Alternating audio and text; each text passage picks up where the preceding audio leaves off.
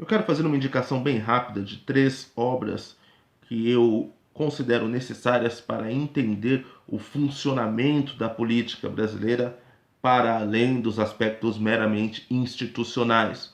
Ou seja, é a forma como a política no Brasil de fato funciona e de qual a natureza dos nossos problemas, né? O primeiro livro que eu gostaria de colocar aqui é Como Ganhar uma Eleição. São lições de campanha e marketing político do Ney Lima Figueiredo e José Rubens de Lima Figueiredo Júnior. Por que desse livro? É um livro já antigo, ele é datado, deixa eu ver aqui, ele é datado de 1990, pelo menos essa edição aqui é de 1990, perdão, 95. A primeira edição foi em 1990, a quinta edição em 1995, agora não sei que edição que tá, nem sei se se continua sendo reeditado, eu comprei num sebo.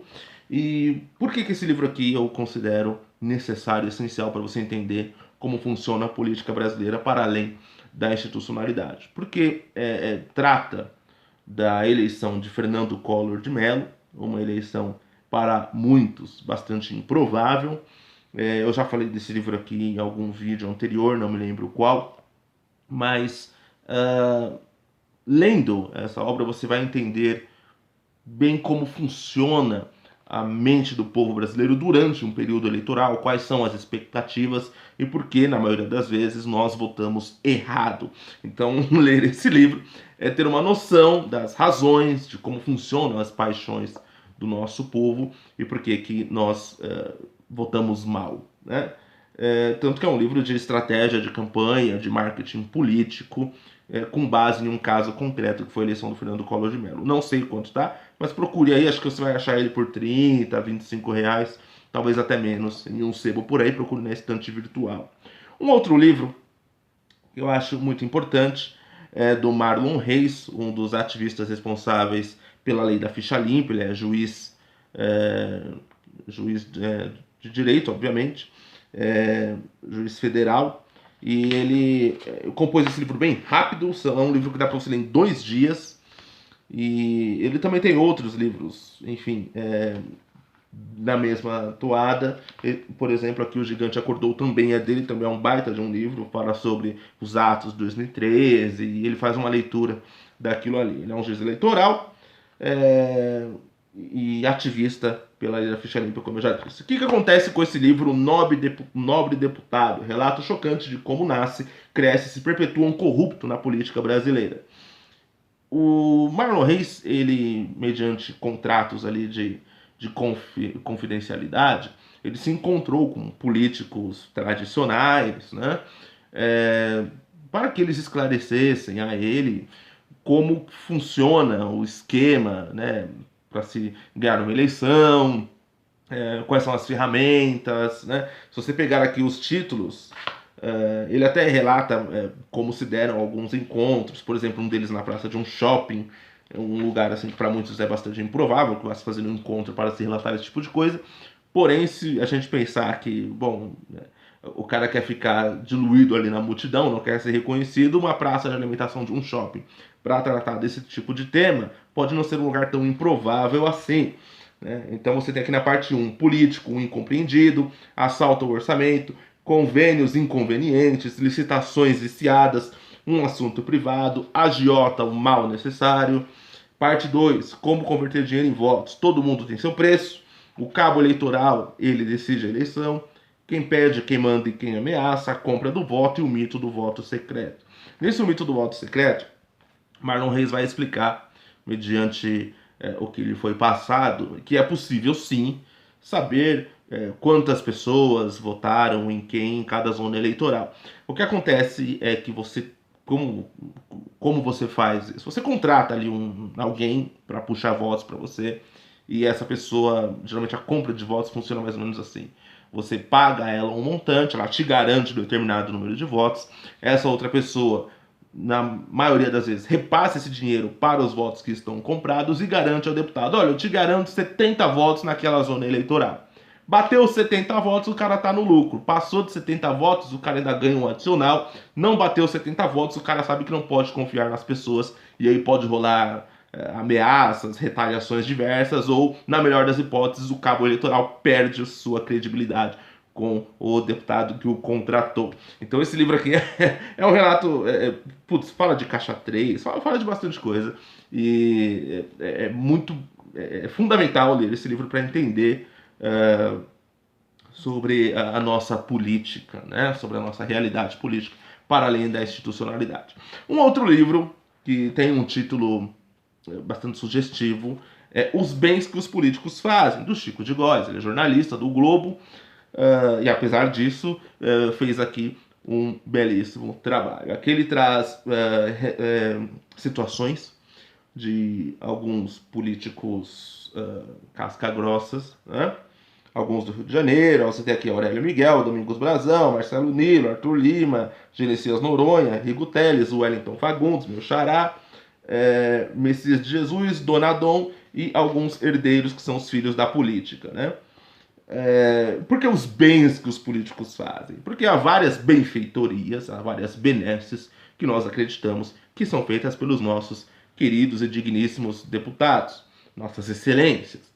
Porém, os bens que os políticos fazem, aqui tem um cifrão, não é à toa, é porque mostra como que através dessas supostas benfeitorias, os políticos acabam, de certa forma, angariando para si bens, patrimônio, né? Há vários relatos aqui, é um trabalho jornalístico bem contundente, lastreado em informações verificadas, seja em sites de transparência, impostos de renda, enfim. Você percebe, lendo, você depreende, né, que muitas das nossas falhas estão na lei eleitoral e na falta de fiscalização do nosso Tribunal Superior Eleitoral e dos tribunais regionais eleitorais. Lembram daquela decisão que conferiu ao TSE a prerrogativa de investigar, punir e julgar casos envolvendo campanhas eleitorais e tudo, e não ao STF? Enfim, a gente fica meio amarrado porque os dois são instituições, assim, para a maioria das pessoas, não têm credibilidade, não são confiáveis, né? Mas você percebe que a grande maioria dos nossos problemas relacionados a esse ganho de patrimônio dos políticos, que os faz se perpetuar na política, não por motivos republicanos, né? A grande falha está na legislação, nas obrigações de prestar conta, ou na falta de obrigações de prestar conta, e na falta de fiscalização. Então, você pega, por exemplo, um senador da República que ganha aí 33 mil reais, mais benesses, e você vê um cara com um apartamento de 10 ou 8 milhões, você fala, olha, só essa profissão é impossível o cara, enfim, ter aí um patrimônio vultoso, né, dessa monta, né? A menos que tenha ganho na loteria, ou feito uma jogada de mestre na bolsa de valores, ou algo do tipo. É muito improvável que só com esse salário o cidadão tenha aí adquirido, auferido esses bens, né? E aí aqui mostra, o livro mostra, você consegue entender, né, que as grandes falhas estão realmente na falta de fiscalização, na falta de prestação de contas, ou do dever de prestar contas, e por aí vai. Por que esses três livros? Né? Um, você vai entender o período eleitoral, como essas desgraças entram no sistema, se valendo do imaginário do povo brasileiro. O outro, você vai entender os aspectos periféricos desse ingresso no sistema.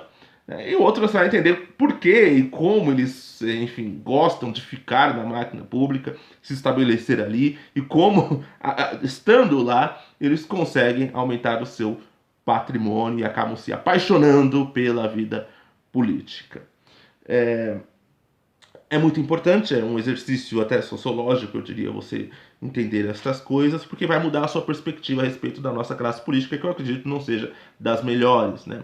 No entanto, nós estamos em outros tempos. A rede social está aí para fortalecer, inclusive, políticos sem capital político, ou seja, aquele cara que não tem essas conexões com instituições como polícias, corruptos e toda a sorte aí de servidores da infâmia, né? As redes sociais, por exemplo, são capazes hoje de eleger um jovem da periferia, sem conexão alguma, sem contato algum na administração, com 74.351 votos, que é o caso do Douglas Garcia, por exemplo. Então as redes sociais mudaram muito essa realidade. Tá? É claro que chegando lá o cara percebe que ele não tem todo esse prestígio político com a máquina, o que dificulta muito o êxito do seu trabalho, porém ele permanece de forma republicana. É uma pequena demonstração de como é possível eleger pessoas honestas e íntegras a despeito de todo esse sistema que é feito, é arranjado para colocar gente mau caráter e corrupta lá dentro. Tá? Então é por isso que eu clamo aqui pela atenção das pessoas, da fiscalização dos seus políticos, daqueles que foram eleitos, e da atenção maior a pessoas que estão correndo por fora, que não têm aí contatos, parentes, papais e mamães para lhes recomendar uma eleição. Né? Então é importante que nós estejamos atentos a essas pessoas, porque podem, e eu acredito que na maioria das vezes são pessoas íntegras que estão imbuídas no melhor espírito para entrar na máquina e fazer a coisa certa. Porque não é aonde você está, mas como você se comporta, independentemente de onde você estiver. É esse o grande pulo do gato, é esse o truque de mestre. Né? Não importa se você entrou na máquina pública, não importa se você entrou numa secretaria, importa a forma como você vai proceder lá dentro. Eu conheci pessoas íntegras, com um histórico limpo, que estiveram na máquina pública por 20, 30 anos e agiram com total transparência e total honra e dignidade no cargo que estiveram. Mas, infelizmente, a gente consegue verificar, é uma parcela muito pequena dessas pessoas que integram esses quadros na administração, direta ou indireta. Então, ficam essas sugestões, essas 3 obras, os links para aquisição estarão aí na descrição. O Nobre Deputado, por exemplo, é um livro que eu achava que era improvável encontrar. Eu achei numa dessas feirinhas que ficam em shoppings a R$10, módicos R$10. O do Chico de Góes também, idem, comprei os 2 juntos. E o Como Ganhar uma Eleição eu comprei num sebo, na época eu lembro que eu paguei 23 e pouquinho, tá? Os links estão na descrição. Esse é o vídeo de hoje, fique com Deus, até a próxima, boa leitura.